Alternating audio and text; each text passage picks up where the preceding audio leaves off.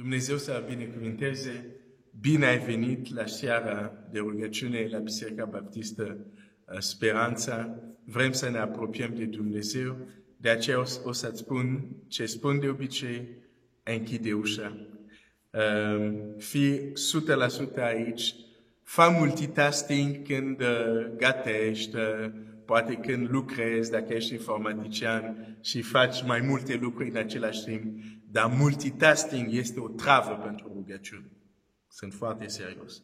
Multitasking este o travă pentru rugăciune. Deci, fii 100% aici, închide ușa, adică închide orice lucru care îți poate distrage atenția. Eu aștept. Gata, ai închis ușa? Bine, putem începe. Dacă vrei, hai să începem cu o rugăciune. Tată Ceresc, mulțumesc că există rugăciune. Mulțumesc pentru că Tu răspunzi la rugăciunile noastre. Tu asculți rugăciunile, Tu aduci un răspuns dacă noi învățăm și ne rugăm așa cum Domnul Iisus ne învață în Scriptură. În această seară vrem să ne rugăm și în același timp să ne uităm mai aproape ce Domnul Iisus ne învață despre rugăciune, ca să putem corecta modul cum ne rugăm și să avem rezultate atunci când ne rugăm. Tată, mă rog să-mi dai cuvinte potrivite ca frații mei, surorile mele în această seară să fie binecuvântat, fiecare dintre noi să putem să ne apropiem de prezența Ta și această seară să fie o seară care schimbă ceva în viața noastră. În numele Lui Iisus. Amin. Dumnezeu să te binecuvinteze. Vreau să încep să citesc un text, de fapt e același text care îl citesc de ceva timp, dar cum ți-am mai spus, chiar dacă suntem în același text, nu suntem în același loc. Mergem mai adânc. Singurul mod să descoperi comori este să mergi în adâncime, da? Să sapi mai departe. Deci, în Luca 11, versetul 1, într-o zi Iisus se ruga într-un loc anumit. Când a ispravit rugăciunea, unul din ucenicii lui i-a zis: Doamne, învață-ne să ne rugăm cum a învățat și Ioan pe ucenicii lui. Doamne, învață-ne să ne rugăm. Și este prima rugăciune care o să facem în această seară și poate unii dintre voi spuneți din nou, ia! Da, ia! Pentru că am văzut asta data trecută. Există rugăciuni care trebuie să le faci de mai multe ori înainte să vezi rezultatele. Nu e așa că am văzut că repetiția îți schimbă percepția. Ok. Dacă nu ai fost atunci, probabil poți să găsești pe canalul YouTube videoul de miercuri, să zic, trecută. Da, este rugăciune care o vom face. Doamne, învață-ne să ne rugăm. Uneori suntem frustrați că nu primim răspunsuri la anumite rugăciuni. Și, din păcate, de multe ori, aruncăm vina asupra lui Dumnezeu. Zicem, probabil Dumnezeu nu a vrut. Probabil Dumnezeu are un alt plan. Dar nu știu de ce nu ne trece prin cap un fapt simplu. Poate nu știu să mă rog. Că Biblia spune că Dumnezeu răspunde la rugăciune, dar nu ne putem ruga oricum. Și pentru a începe, aș vrea să citesc 1 Corinteni 13, versetul 11. Când eram copil, vorbeam ca un copil, simțeam ca un copil, gândeam ca un copil. Și îmi vine să zic, mă rugam ca un copil. Dar nu scrie asta aici. Da? Când m-am făcut om mare, m-am lepădat de ce era copilaresc. Un copil vorbește ca un copil, simte ca un copil, gândește ca un copil. De fapt, vorbirea lui, acțiunile lui, vin din faptul că el gândește ca un copil. Când m-am făcut om mare, am lepădat ce era copilăris. Uneori nu avem rezultate la rugăciunile noastre pentru că încă ne gândim ca niște copii când e vorba de rugăciune. Nu ne-am maturizat. Și natura ne învață. Un pom care n-a ajuns la maturitate, n-ai cum să mănânci fructele lui. O rugăciune a unui copil imatură, hai să zic așa, există lucruri care nu poate să le facă. Deși, atenție, nu am zis că Dumnezeu nu ascultă rugăciune copiilor, ascultă și rugăciune copiilor, fie că e vorba de copii sau de copii, să zic, din punct de vedere spiritual. Nu zic că nu ascultă, dar realitatea este că dacă nu creștem, dacă nu maturizăm, dacă nu ne gândim altfel despre rugăciune și continuăm să ne gândim la fel despre rugăciune, continuăm să spunem, cerem lucrurile la fel și nu există o maturizare, există o rugăciune la care nu o să avem răspunsul, nu pentru că Dumnezeu nu vrea, pe simplu fapt că nu suntem maturi. Deci, de ce spun asta? Pentru că vreau să te provoc și să mă provoc să ne dorim să ne maturizăm în ceea ce privește rugăciune. Să fie o dorință. Ucenicii au venit cu această dorință. Doamne, învață-ne să ne rugăm. Ai dorința aceasta? Unii nu au. De aceea repet din nou acest lucru, să se nască această dorință în tine, să-ți dai seama, da, de fapt mă rog. Dar știu că se poate ceva mai bun, mai bine, mai matur. Și avem în Scriptura învățătura Domnului Iisus care ne ajută să nu mai fim copii, chiar în domeniul rugăciunii. De aceea putem să ne rugăm acum, la început. Doamne, învață-ne să ne rugăm. Știi că Dumnezeu se împotrivește sau rezistă celor mândri, dar celor smerit le dă har. Dacă ți-e greu să te rogi, Doamne, învață-mă să mă rog, pentru că consider că știi,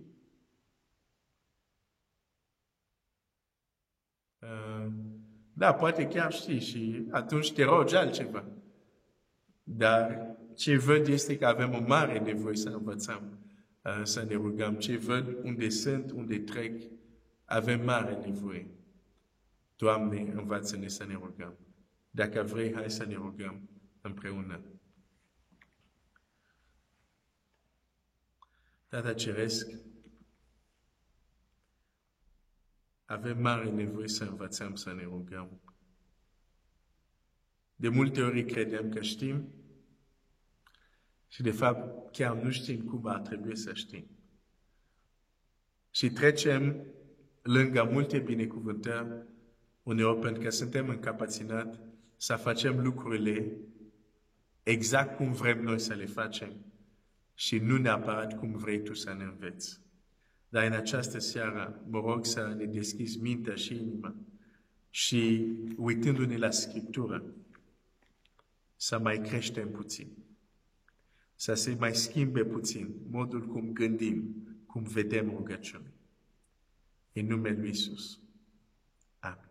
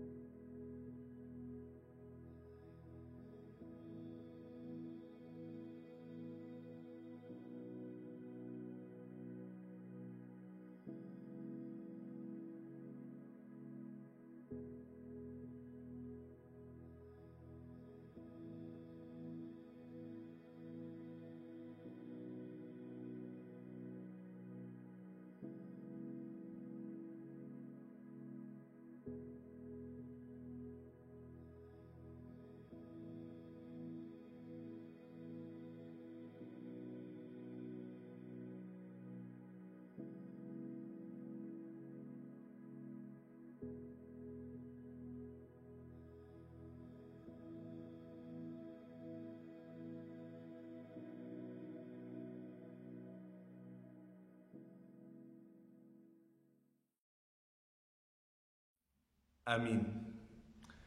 Continuăm. Iisus se ruga într-un loc. Luca 11. În această seară aș vrea să împărtășesc cu tine acest gând. Care trebuie să fie motivația ta ca să ai rezultate atunci când te rogi? Care trebuie să fie motivația ta ca să ai rezultate atunci când te rogi? Într-o zi, Iisus se ruga într-un loc anumit și am văzut deja data trecută, locul se referă, sigur, la locul unde se ducea, dar locul în același timp se referă la o stare. Nu să mă mai duc să repet ce am mai vorbit, dar locul respectiv se referă la o stare. Deci Domnul Iisus se ruga într-un loc anumit sau se ruga într-o anumită stare. Și starea de unde te rogi sau locul de unde te rogi are o mare influență la rezultate care o să le ai. Și în această seară aș vrea să vedem un aspect, pentru că starea omului, noi ca și oameni, starea noastră, ca să zic, are mai multe fasete, mai multe fețe, sau mai multe dimensiuni, sau mai mulți parametri, dacă vrei. Și vreau să vedem unul din parametrii această stare. Și parametrul despre care vreau să vorbesc astăzi nu este valabil doar în rugăciune, este valabil în orice, și anume motivația. Care trebuie să fie motivația ta? Că atunci când te rogi, să vezi rezultat. Apropo, Biblia zice așa, într-o zi, Iisus se ruga într-un loc anumit. În fiecare zi, se trezea și se ducea într-un loc. Uneori locul respectiv era departe de unde dormea, că ucenicii se trezeau și cautau după el. Trebuia să fie foarte motivat Domnul Iisus. Că unii dintre noi, când ne trezim dimineața, uneori ne rugăm în pat. Nici să ne dăm jos din pat, nu avem motivație. Pe să ieșim afară să mergem în parc să ne rugăm. Dar Domnul Iisus era motivat. Oameni cum este Elie, cum este Moise și alți, când citești, se duc într-un munte, pe un munte sau pe un deal. Deci merg până la un loc. Pentru ce? Pentru a se ruga. Poți să le spui, dar stai puțin. Nu puteai să te rogi acasă. Trebuia să mergi tu drumul respectiv. Trebuia totuși o anumită determinare, o anumită motivație. Da. Și în această seară aș vrea să vedem care este motivația care trebuie să avem ca să vedem rezultate în rugăciune. Dar înainte ar trebui să vorbesc despre faptul că există cam o lipsă de motivație astăzi pentru rugăciune. Și asta este deja o problemă. Nu suntem motivați să ne rugăm.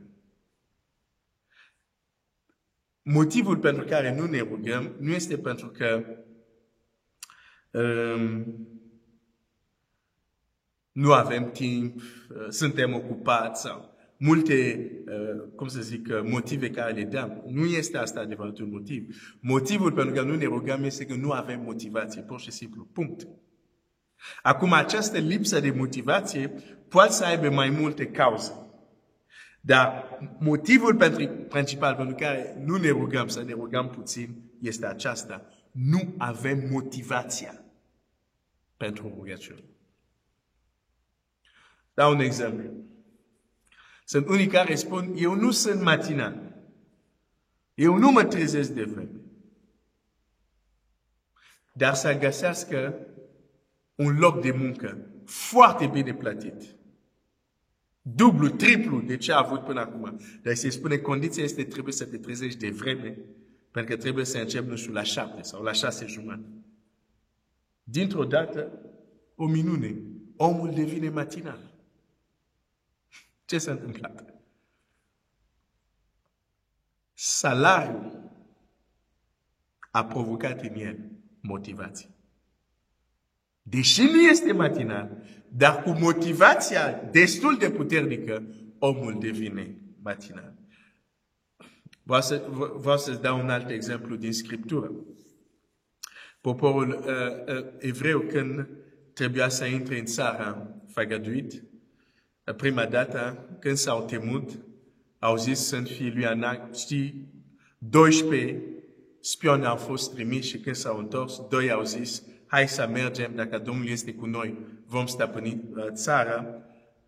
10 au zis, nu putem, suntem mici, ne vor omori și așa mai departe.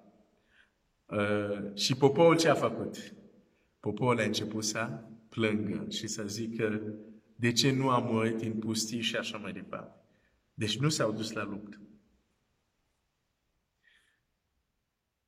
Dar când, prin gura lui Moise, Poporul află care este hotărârea lui Dumnezeu din cauza atitudinii lor. Când Dumnezeu zice, bun, voi toți de la vârsta cu tare până în sus, care ați văzut minunile mele și m-ați ispitit și așa mai departe, și zice, voi toți o să muriți în pustie și nu veți intra în țară.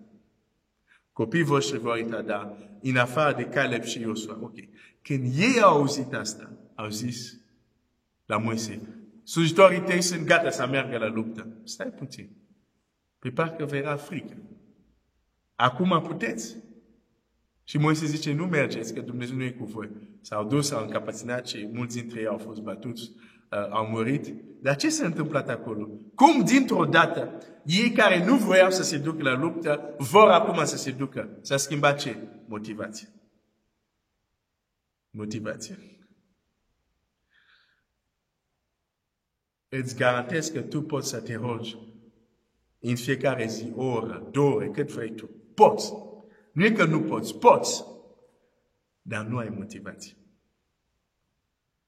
Și dacă nu ai motivația, poți să încerci. O să te chinui. E cam greu.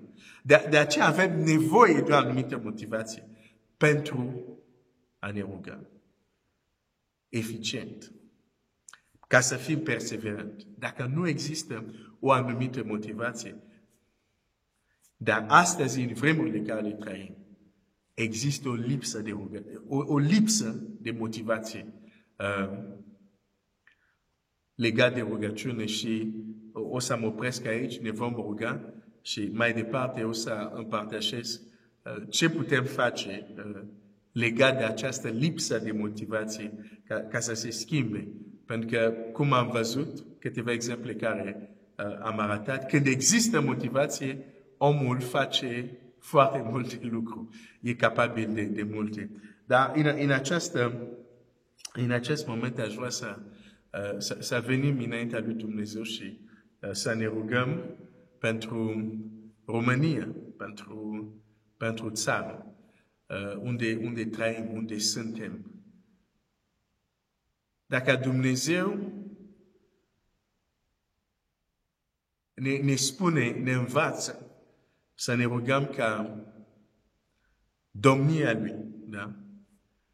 Să vină pe pământ pe cum este în cer, este pentru că El vrea să facă schimbări aici pe pământ. Dar unele schimbări nu le va face dacă tu și eu nu ne rugăm. Și dacă crezi că este nevoie de anumite schimbări în România, schimbări în bine, bineînțeles vorbesc, având în vedere, să zic, criza care se întâmplă, dar nu numai această criză, sunt și alte probleme, alte provocări. Da? Nu este doar domnișoara coroană, sunt și alte provocări. Dar avem nevoie de Dumnezeu în România. Și trebuie că cei care cred în Dumnezeu să nu se mai roage doar pentru nevoile ei, lor, să zic, dar să se roage chiar pentru țara aceasta. Doamne, vindecă România. Doamne, mântuiește acest popor. Doamne,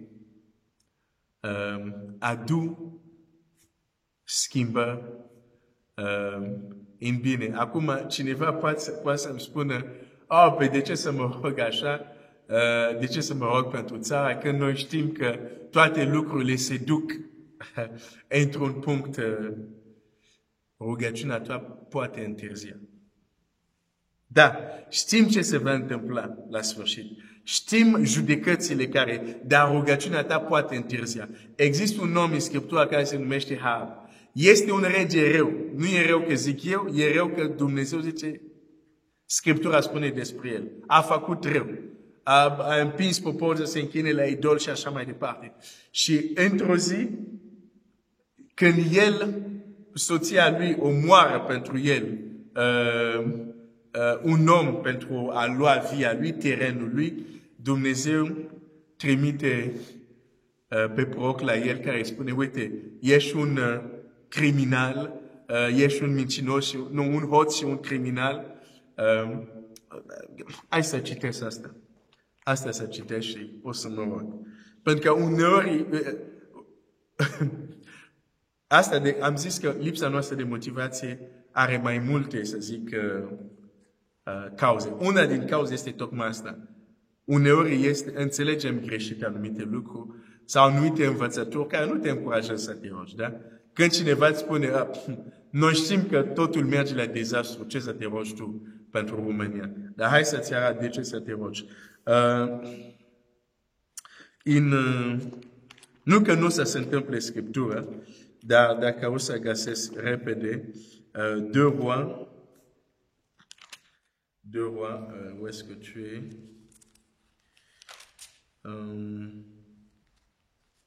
Ok. Așa.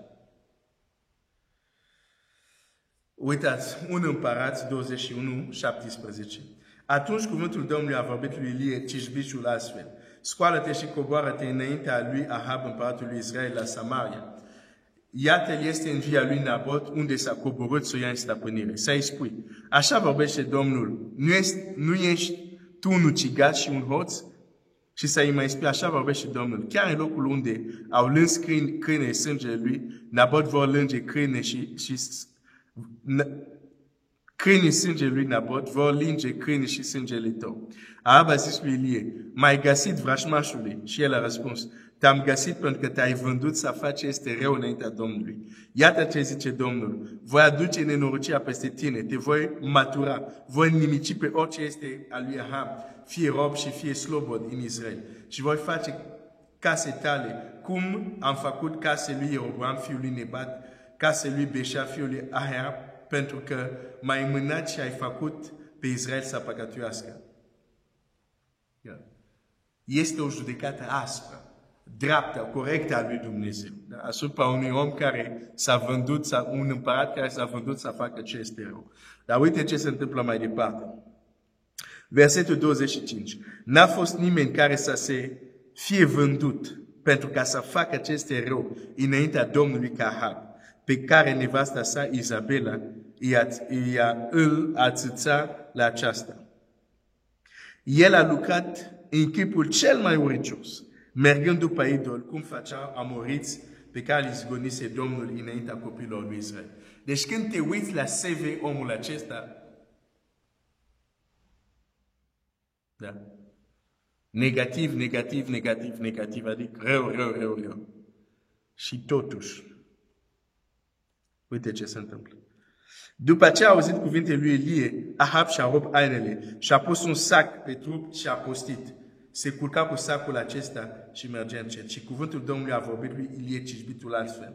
Ai văzut cum s-a smerit Ahab înaintea mea?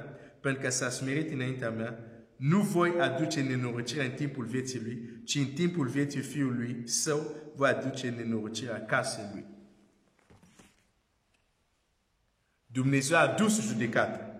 Dar rugăciunea lui Ahab, pentru că Biblia zice, dacă poporul meu se va smeri, va căuta fața mea, se va ruga. Deci, smerenia lui Ahab aici e o formă de rugăciune. Deci, când Ahab s-a rugat, deși judecata era pronunțată, dar Dumnezeu a zis, pentru că te-ai smerit, va întârzia. Știu că lucrurile se duc în direcția rea, dar dacă noi ne smerim, dacă noi ne rugăm, va întârzia. Tu poți să faci să întârzie anumite lucruri. Și o să spui, pe de ce să întârzie? Pe dacă întârzie, mai mulți pot să încă să audă Evanghelia, mai mult pot să fie încă mântuiți. Domnul nu întârzie în a împlini făgăduința sa, dar așteaptă că câți mai mulți să fie mântuiți. Da? Deci când spun să ne rugăm pentru România, să nu crezi că este timp pierdut. Hai să ne rugăm.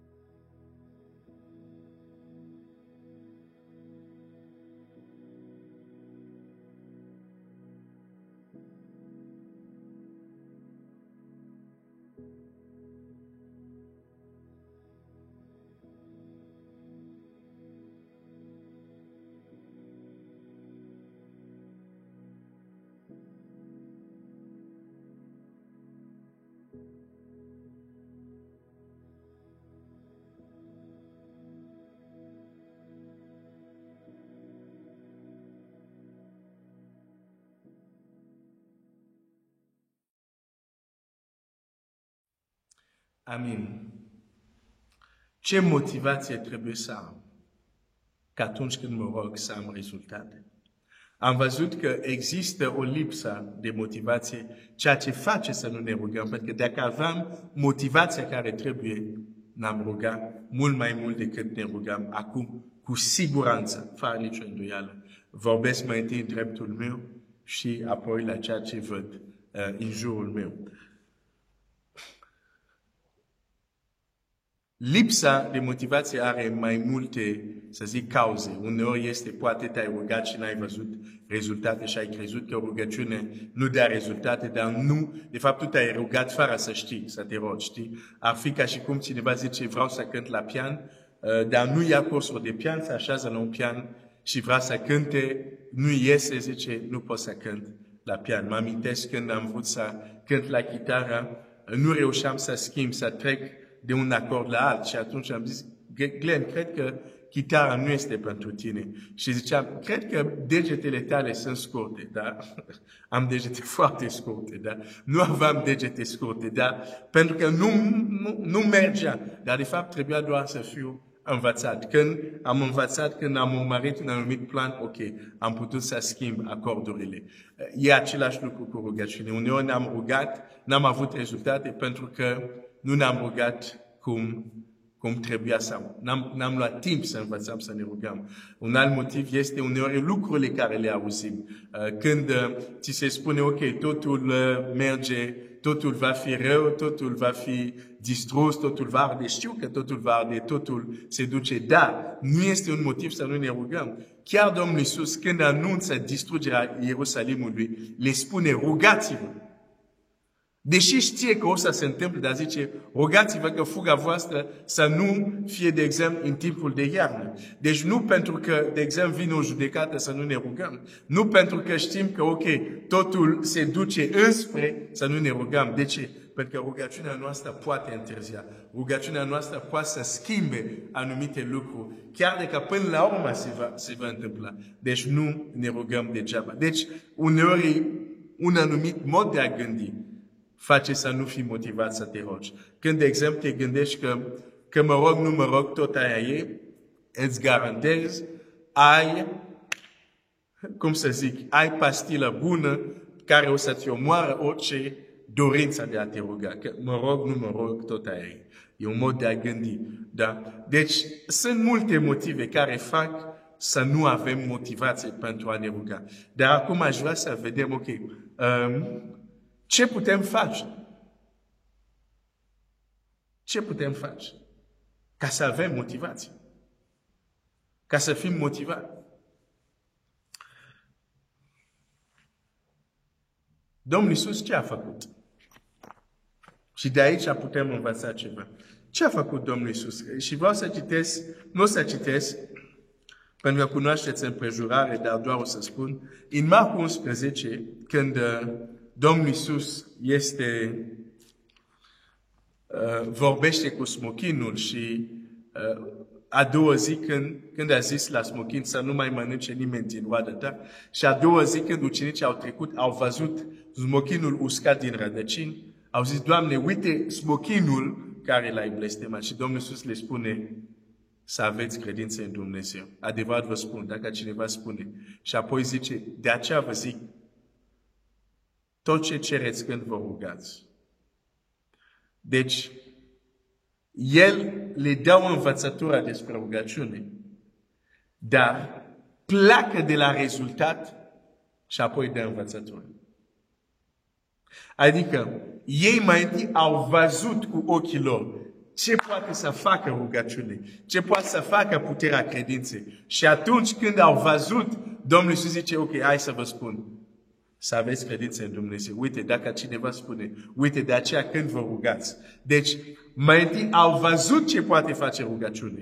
Și apoi Domnul Iisus le dă învățătura. Deci pleacă de la rezultat și apoi învățătura despre rugăciune. Asta dă un mod de a motiva oamenii. Pleci de la rezultat. Și apoi îi motivezi să acționezi. Una din problemele noastre este că ne rugăm pentru a ne ruga. Unele chiar învățători ne spun să nu așteptăm nimic. Ne spun că roagă-te, dacă Dumnezeu vrea, dacă nu. Cu alte cuvinte, ți se spune, pe nu aștept, nu. Important, tu să te rogi, apoi mingea e din partea lui Dumnezeu și s-ar putea mingea aia să o vezi doar când vei muri și te vei duce la el. Nu. Deci există chiar modul de a gândi care nu te motivează. Pentru că te spune, nu aștepta rezultate. Dar Domnul Iisus pleacă de la rezultate și le vorbește despre rugăciune. Și după chiar e un alt text care aș vrea să împărtășesc cu tine. Dar aici vreau să vedem modul cum Domnul Iisus îi învață, dar automat îi motivează la rugăciune. Pentru că acum le spune ceva și le zice, uite, vreți să înțelegeți ce s-a întâmplat? De ce s-a uscat? Hai să vă zic cum. Așa. Și le spune chiar, și voi puteți face la fel. De aceea vă spun, dacă cineva, deci, Domnul Iisus zice, nu doar eu. Dacă cineva, altcineva poate să facă asta, nu sunt doar eu. Și poate asta e o problemă care o avem. Credem că e doar pentru Domnul Iisus. Credem că e doar pentru Pavel. Credem că e doar pentru... Nu. Pentru oricine. Și, deci, dacă vrem să avem motivația, va trebui să urmărim acest model. Să plecăm de la rezultat și apoi să acționăm, să învățăm ce trebuie să facem ca să ajungem la rezultat respectiv. Împărtășeam vorbeam în proteine, despre faptul că, proteine pentru suflet, despre faptul că de multe ori nu facem diferențe între context și scopul pentru care este creat contextul. Da? Un exemplu care l-am dat, de exemplu, în Corint, n-au făcut deosebirea între masa Domnului și scopul ei. Au veneau la masa Domnului, mâncau ca și cum mâncau acasă, unii se îmbateau și așa mai departe. Deci n-au înțeles de ce au creat contextul masei Domnului. Este să ne reamintim de jertfa Lui. Nu să se umple stomacul. Chiar Pavel le zice, voi nu aveți casă la voi ca să mâncați. Deci asta se întâmplă când nu facem diferența între context și scopul contextului. Da? Și în rugăciune. Dacă nu facem diferența între context și scopul contextului, sunt probleme. De exemplu, nu există, în planul lui Dumnezeu, ce văd în Scriptură? Nu există a se ruga doar pentru a se ruga. Rugăciunea este un context ca să se întâmple ceva.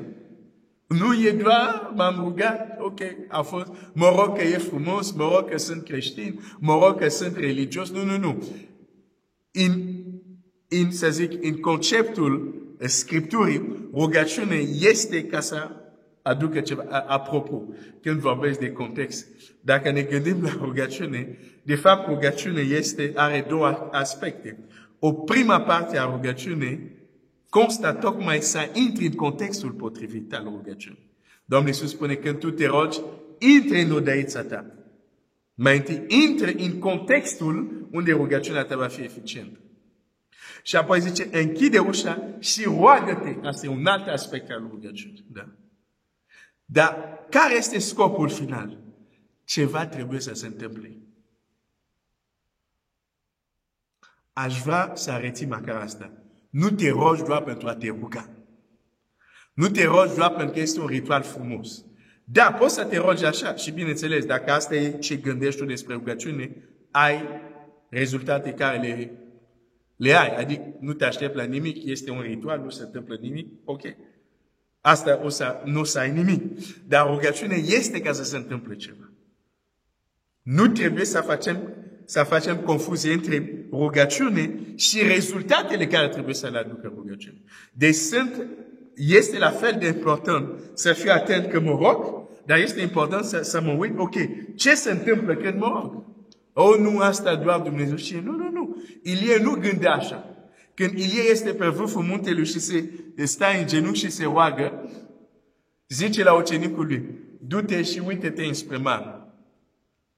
Spune-mi dacă se întâmplă ceva.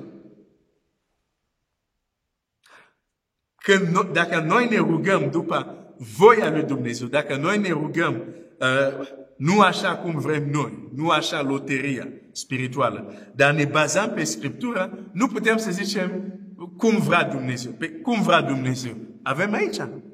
De ce avem asta? Ca să știm ce vrea Dumnezeu. Un lucru care îl văd în Scriptură, Dumnezeu n-a vrut niciodată că poporul lui să fie confuz, să nu știe încotro, nu știe. Nu. Tot timpul Dumnezeu a vrut ca poporul să știe clar. Unde să se ducă, ce să facă, ce o să se întâmple, dacă face așa, se întâmplă așa, dacă face așa, se întâmplă așa. Deci nu ne rugăm doar pentru a ne ruga. Nu trebuie făcut o confuzie între rugăciune și rezultatele rugăciunii. Te rogi ca să ajungi la anumite rezultate. Nu te rogi doar pentru că este frumos.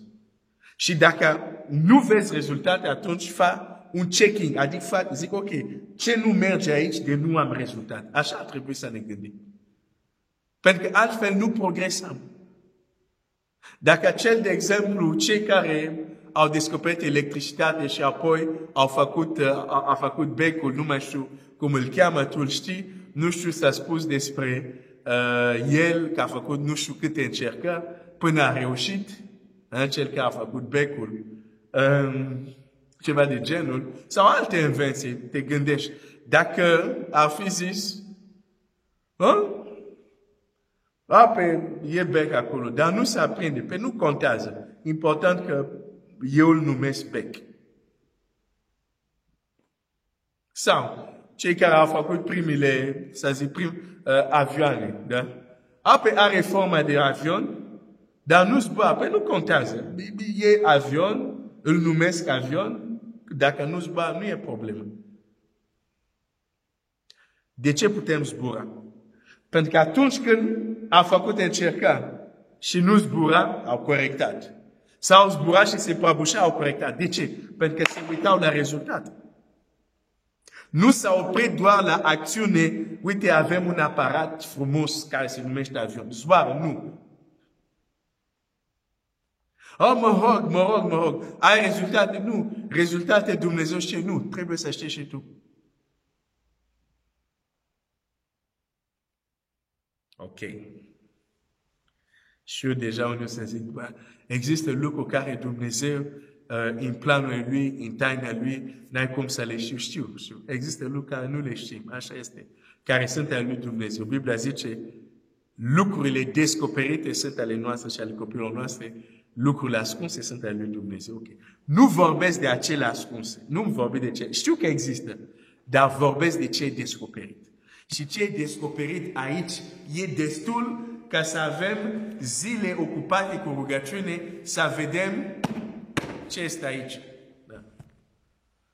Deci nu ne rugăm doar pentru a ne ruga. Hai să ne rugăm și apoi o să mai citesc un text și vom încheia. Dacă vrem să fim motivați să ne rugăm, va trebui să ne uităm la ce face rugăciune. Dacă poți să vezi asta live în viața ta, aleluia. Dacă nu, ai Scriptura și uite-te adânc și atent și zici, uite ce poate să fac cu rugăciune. Uite ce poate să fac cu rugăciune. Uite ce poate să fac cu rugăciune. Și pleci de la rezultate și spui, vreau să trăiesc același lucru. Vreau să am și eu ceva similar. Și atunci, dacă chiar vrei asta și crezi că se poate, o să ai motivație. Va începe să se nască motivație. Și când ai motivație, te rogi altfel. Hai să ne rugăm acum. Te vei ruga pentru tine. Să spui, Doamne, bine, dacă ești foarte motivat pentru rugăciune, nu te ruga așa, da? Roagă-te altceva. Dar dacă recunoști că îți lipsește acea motivație, de a te trezi, de a te ruga, să te trezești cu dorința, să mergi în loc unde te întâlnești cu Dumnezeu. dacă nu trăim asta, putem spune, Doamne, iartă-mă. Pentru că nu sunt motivat să mă întâlnesc cu tine. Nu sunt motivat să mă rog. Iartă-mă, dar vreau să se schimbe.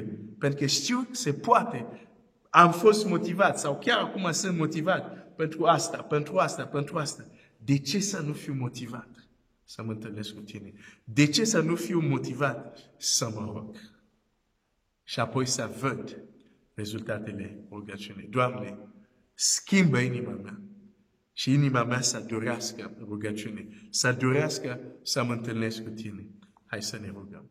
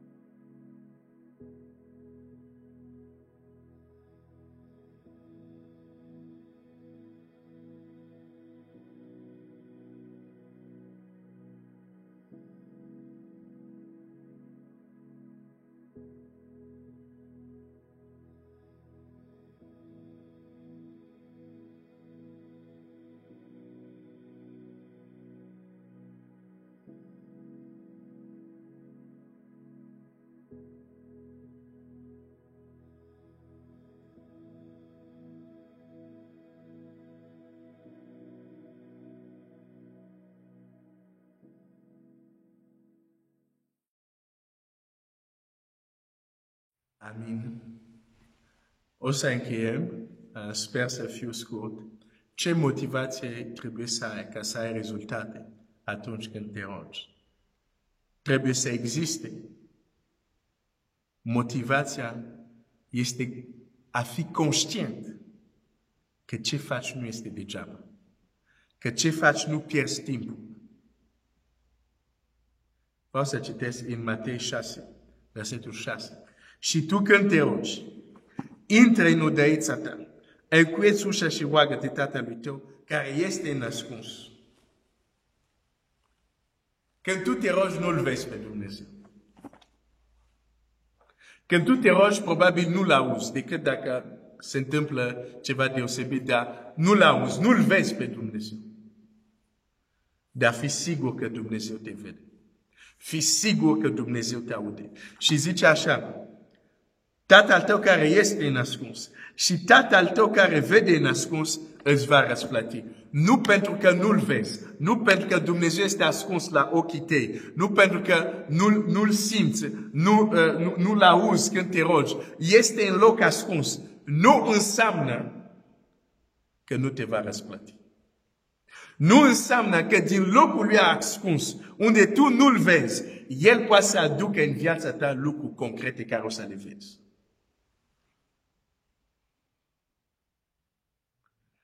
Domnul Iisus zice, Tatăl tău te va răsplăti. Nu zice, poate, dacă e vara, te va răsplăti, dacă e iarna, nu e un alt tip greu, nu te va răsplăti. Nu.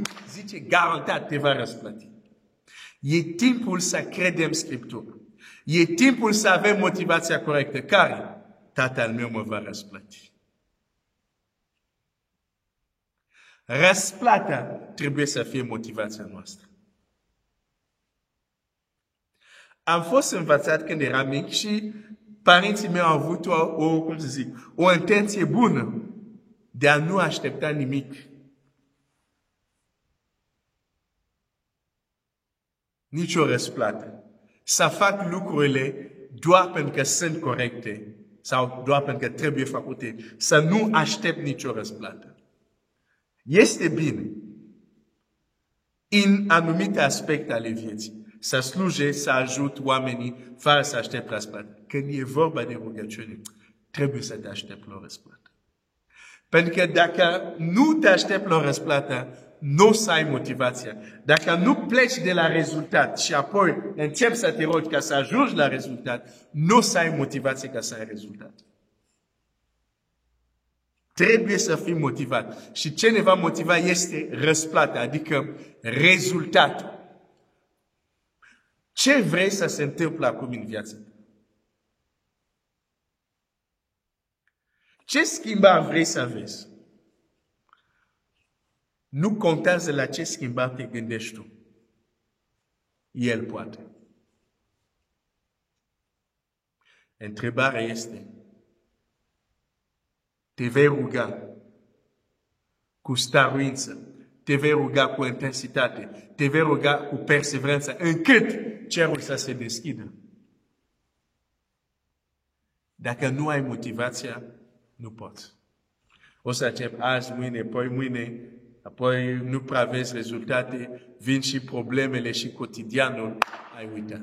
Pentru că motivația ta era mică. Dar când motivația este mare, poți să fii plimbat de la Gilgal, poți să fii plimbat la Betel, poți să fii plimbat la Reihon, poți să fii plimbat la Iordan și ți spune, stai aici, tu spui, nu, Domnul este viu, nu te voi părăsi. Așa spunea Elisei când Ilie trebuia să fie rapid. De ce nu l-a lăsat? Aștepta o răsplată. Voia ceva. De aceea nu l-a lăsat. Pentru că voia ceva. Nu este greșit să aștepți o răsplată de la Dumnezeu. Nu este greșit. Domnul Iisus zice, roagă-te, Tatăl tău te va răsplăti. Deci nu este greșit. Dacă nu am răsplata Tatălui meu ca și motivația, pe atunci să mă rog doar ca să mă rog. Nu e foarte motivant. Da, poate să fie motivant într-o ceremonie religioasă, da, așa, o atmosferă de religiozitate, dar dacă nu sunt rezultate, nu ne rugăm ca să ne rugăm. Sau nu ar trebui să ne rugăm ca să ne rugăm. Trebuie să ne rugăm știind că Dumnezeu este Cel care răsplătește. Tu trebuie să te rogi, să te pui în genunchi și să știi, nu pierd timpul. Dumnezeu mă va răsplăti. Dumnezeu va răspunde. Dumnezeu va schimba situația. Trebuie să ai această motivație. Dacă nu, foarte ușor, încep, dar nu termin. Încep și te las. Încep și te descurajezi. Dar când ai motivație, că El răsplătește, tu știi, ești capabil să spui de 7 ori, du-te și mai uite-te, du-te și mai uite-te, du-te și mai uite-te. Și a 7-a oară, am văzut ceva, exact, asta așteptam. Că n-am cum să mă rog și să nu se întâmplă ceva. E un alt mod de a gândi. O să închei, Dumnezeu să te binecuvânteze, Dumnezeu să te încurajeze și în încheiere, hai să ne rugăm. Tată, mulțumesc pentru că, deși ești înascuns, răsplata care aduci în viețile noastre nu sunt ascunse, sunt vizibile, sunt tangibile, cel puțin mult dintre ele, că unele le vom vedea doar în veacul care vine. Dar în acest veac, tu aduci răsplăți care sunt vizibile, care le putem palpa, care le putem experimenta. Tu răsplătești cei care te caută. Mă rog să schimbi mentalitatea noastră. Știm să fim motivat de un salariu la un loc de muncă. De ce să nu fim motivat la rugăciune de răsplata care vine de Regele Regilor, de Creatorul care are tot universul acesta? Cum să nu fim motivat? Ori credem că ești stăpân, ori nu. Ori credem că totul îți aparține sau nu. Mă rog, Tată, să schimb mentalitatea noastră, să schimb inima noastră și să nu ne mai rugăm doar de ritual, doar ca să fim ocupați, dar să ne rugăm pentru că știm că există o răsplată, știm că există rezultate. Ajută fratele meu, ajută sora mea, ajută-mă și pe mine. Și mulțumesc pentru această seară. Ceva s-a întâmplat, mă rog. Cred ceva s-a întâmplat în viața mea. Cred că ceva se întâmplă în viața fratelui meu, sorii mele. Și ceea ce apropierea noastră în rugăciune schimbă, transformă. Mă rog să continue să ne transforme și oameni să vadă că suntem schimbați, că suntem altfel, că suntem cu adevărat lumină. Tată, îți mulțumesc pentru această seară, în numele Lui Iisus. Amin. Dumnezeu să te binecuvinteze, fii motivat să te rogi. Trezește-te cu o motivație pentru rugăciune în restul săptămânii și de ce nu mai departe. Dumnezeu să te binecuvinteze, biserica este liberă.